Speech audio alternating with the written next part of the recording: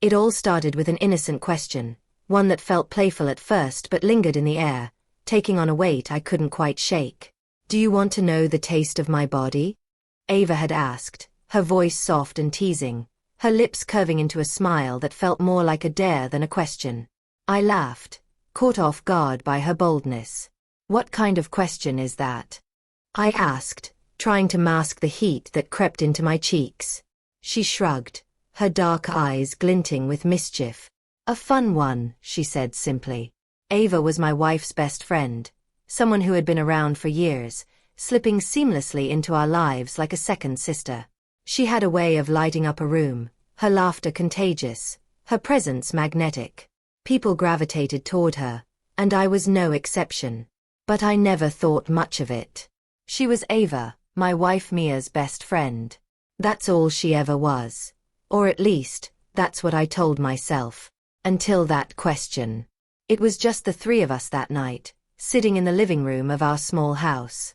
Mia had dozed off on the couch, her head resting on a throw pillow, her soft breathing the only sound breaking the silence. Ava and I had been talking about nothing in particular.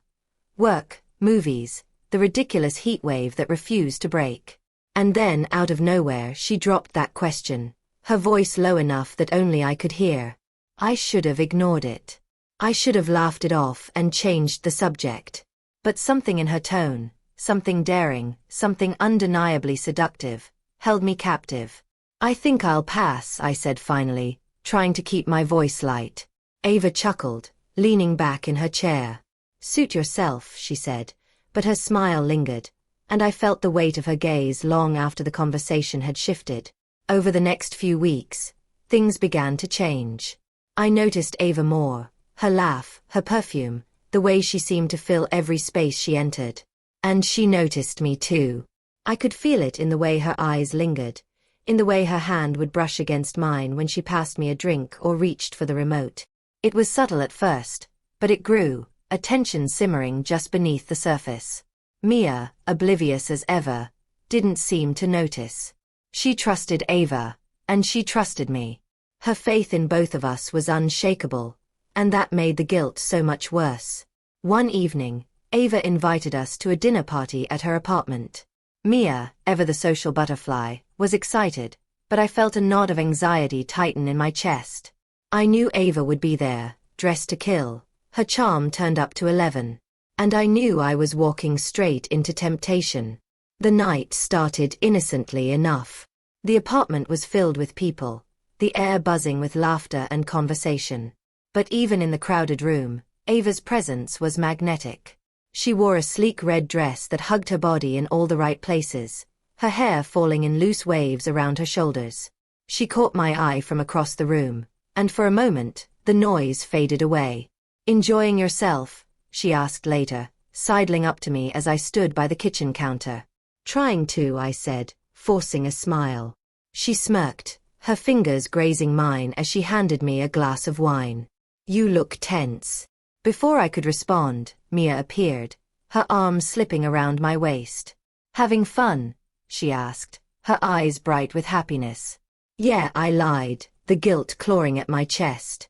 The rest of the night was a blur of small talk and stolen glances. By the time we got home, I felt like I was suffocating under the weight of my own thoughts. Things came to a head a week later. Mia had gone out of town for a work conference, leaving me alone for the weekend. It was supposed to be a quiet few days, a chance to catch up on some work, maybe watch a few movies. But Ava had other plans. She showed up at my door unannounced, a bottle of wine in hand and a mischievous glint in her eye. "I figured you could use some company," she said, brushing past me before I could protest. I should have sent her away. I should have told her this was inappropriate, that Mia would be furious if she knew. But instead, I let her in. The night started innocently enough. We drank wine, talked about everything and nothing, and laughed more than I had in weeks. But as the night wore on, the tension between us became impossible to ignore. "Do you remember what I asked you that night?" Ava said suddenly, her voice low and teasing. I nodded, my heart pounding in my chest.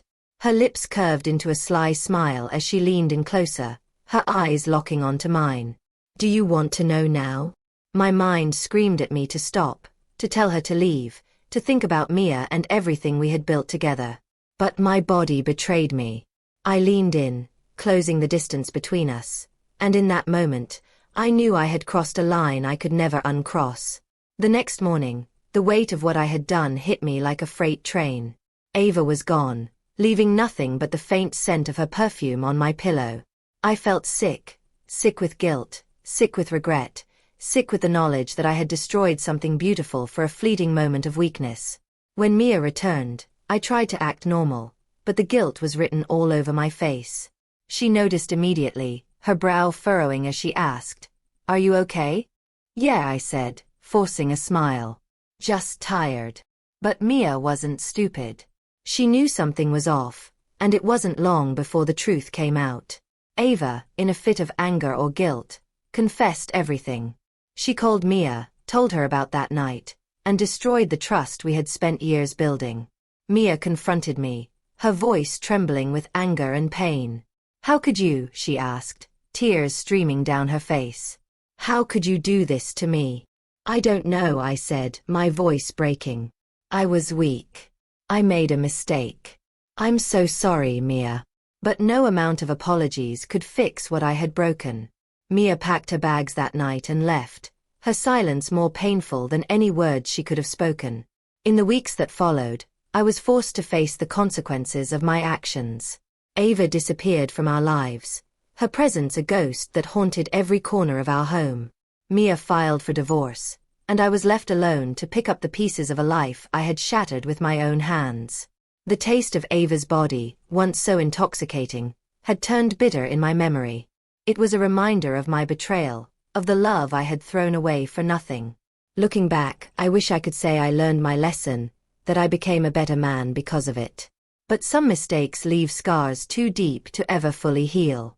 All I know is that I will carry the weight of that question, and the answer I gave, until the day I die. The days after Mia left were a blur.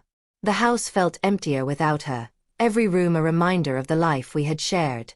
The kitchen still smelled faintly of her favorite lavender candles, and her slippers were still tucked neatly under the bed.